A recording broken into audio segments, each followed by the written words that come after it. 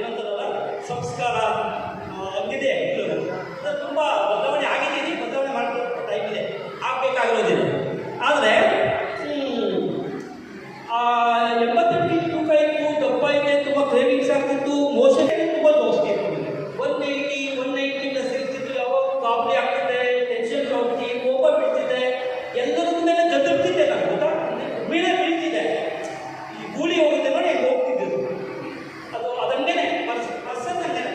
ಸಂದರ್ಭ ಬಂದರೆ ಆಗ್ಬಿಡ್ತಿತ್ತು. ಸ್ಟ್ರೋಕ್ ಆಯಿತು. ಒಂದು 2-3 ವರ್ಷ ಆ್ಯಕ್ಚುಲಿ ನಾನು ಪಲ್ಲಂನಲ್ಲಿ ಅಡ್ಡಾಡಿದ್ದೀನಿ. ತುಂಬ ಸ್ಟ್ರೆಸ್ಫುಲ್ ಆಯಿತು.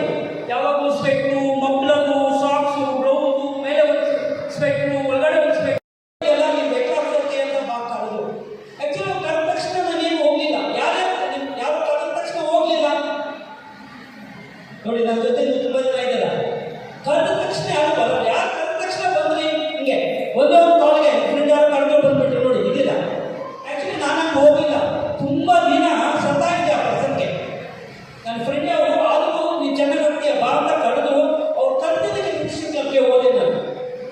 ಆ್ಯಕ್ಚುಲಿ ಆ ಪರ್ಸನ್ ನನ್ನ ಕರ್ಕೊಂಡು ನ್ಯೂಟ್ರಿಷನ್ ಕ್ಲಬ್ಗೆ ಕರ್ಕೊಂಡು ಹೋದ್ರು. ಅವ್ರನ್ನ ಕೈಯಲ್ಲಿ ಅನಿಸಿದ್ರು, ವೆಹಿಕಲ್ ಕೂಡ ಓಡಿಸೋಕೆ ಆಗ್ತಿರಲಿಲ್ಲ. ಆ ಫಸ್ಟ್ ಟೈಮ್ ನ್ಯೂಟ್ರಿಷನ್ ಕ್ಲಬ್ಗೆ ಬಂದೆ. ಆ್ಯಕ್ಚುಲಿ ಆ ಪ್ಲೇಸು ಆ್ಯಕ್ಚುಲಿ ಎಂಗೇಜ್ಮೆಂಟ್ ಕ್ಲಬ್ಗೆ ನಾನು ಅವ್ರು ಬಂದಿದ್ದು. Thank you madam. ಯಾಕೆ ಹೇಳಿದೆ ಅಂದರೆ ಆ ಪರ್ಸನ್ ಅವಾಗ ಆಲ್ರೆಡಿ ನ್ಯೂಟ್ರಿಷನ್ ಕ್ಲಬ್ಗೆ ಓಪನ್ ಮಾಡಿದ್ರು.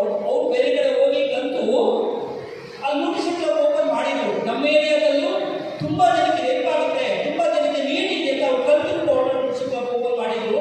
ಆ ಕ್ಲಬ್ ಹೋಗಿ ದಿವಸ ನನಗೆ ಆ್ಯಕ್ಚುಲಿ ಅವರು ಫಸ್ಟ್ನೇ ದಿನ ಆ ವೆಲ್ಕಮ್ ಮಾಡಿದ್ರು. ಅದು ಅವರು ಗುಡ್ ಮಾರ್ನಿಂಗ್ ಹೇಳಿದ್ದು ಇಷ್ಟ ಆಯಿತು. ಕೂತ್ಕೊಂಡೆ. ಫಸ್ಟ್ ಆಫೀಸ್ ಕೊಟ್ಟಿದ್ದು ನನ್ನ ದೇವ್ರ